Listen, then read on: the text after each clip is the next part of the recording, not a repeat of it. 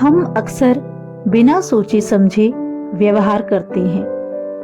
दूसरों की दुख तकलीफ से बेखबर कठोर व्यवहार कर बैठते हैं। प्रस्तुत कहानी एक संवेदनशील लड़की की कहानी है जो हमें दूसरों की पीड़ा को समझने और दूर करने की प्रेरणा देती है। मोहन काका डाक विभाग के कर्मचारी थे। वर्षों से वे माधोपुर और आसपास के गांवों में चिट्ठियां बांटने का काम करते थे। एक दिन उन्हें एक चिट्ठी मिली। पता माधोपुर के करीब का ही था, लेकिन आज से पहले उन्होंने इस पते पर कभी कोई चिट्ठी नहीं पहुंचाई थी। रोज की तरह आज भी उन्होंने अपना थैला उठाया और चिट्ठियां बांटने निकल पड़े।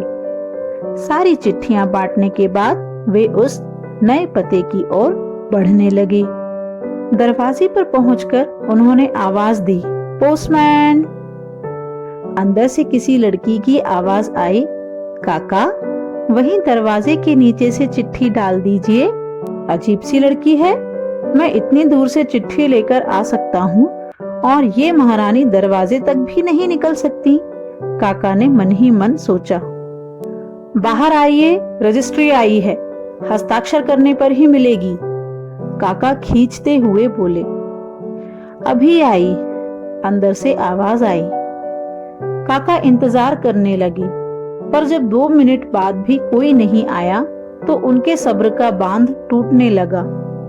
यही काम नहीं है मेरे पास, जल्दी कीजिए, और भी चिट्ठियां पहुंचानी हैं। और ऐसा कहकर काका दरवाजा पीटने लगे। कुछ देर बाद दरवाजा खुला। सामने का दृश्य देखकर काका चौंक गए। एक 12-13 साल की लड़की थी जिसके दोनों पैर कटे हुए थे। उन्हें अपनी अधीरता पर शर्मिंदगी हो रही थी।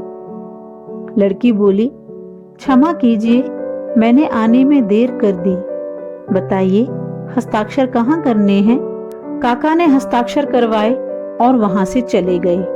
इस घटना के 8-10 दिन बाद काका को फिर उसी पते की चिट्ठी मिली। इस बार भी सब जगह चिट्ठियां पहुंचाने के बाद वे उस घर के सामने पहुंचे।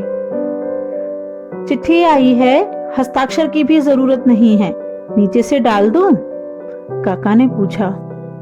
नहीं नहीं, रुकिए, मैं अभी आई, लड़की भीतर से चिल्लाई। कुछ देर बाद दरवाजा खुला। लड़की के हाथ में गिफ्ट पैकिंग किया हुआ एक डिब्बा था।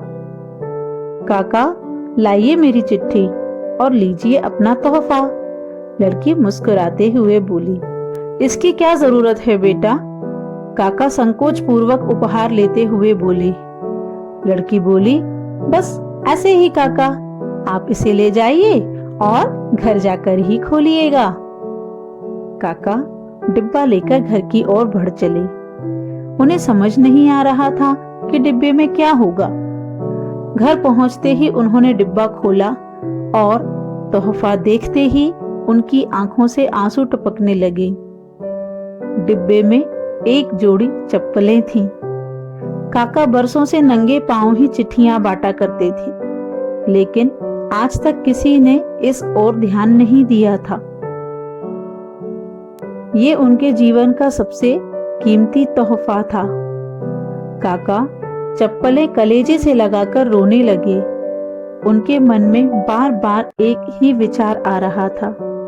बच्ची ने उन्हें चप्पलें तो दे दी, पर वे उसे पैर कहां से लाकर देंगे?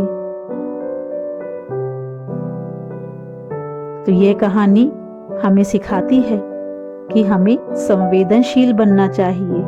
अपने समाज, आस पड़ोस, मित्र संबंधियों की दुख तकलीफों को दूर करके खुशियां फैलाने का प्रयत्न करना चाहिए। दोस्तों, यह कहानी मुझे बहुत पसंद है। अगर आपको भी यह कहानी पसंद आई हो तो प्लीज इसे लाइक और शेयर जरूर करना, और हाँ, इस चैनल को सब्सक्राइब जरूर करना, क्योंकि आगे ऐसी बहुत सी कहानियां आपके लिए आने वाली हैं। तो देखते रहिए शिक्षा मंत्रम। मिलते हैं एक नए वीडियो में नई कहानी के साथ। तब तक के लिए बाय बाय।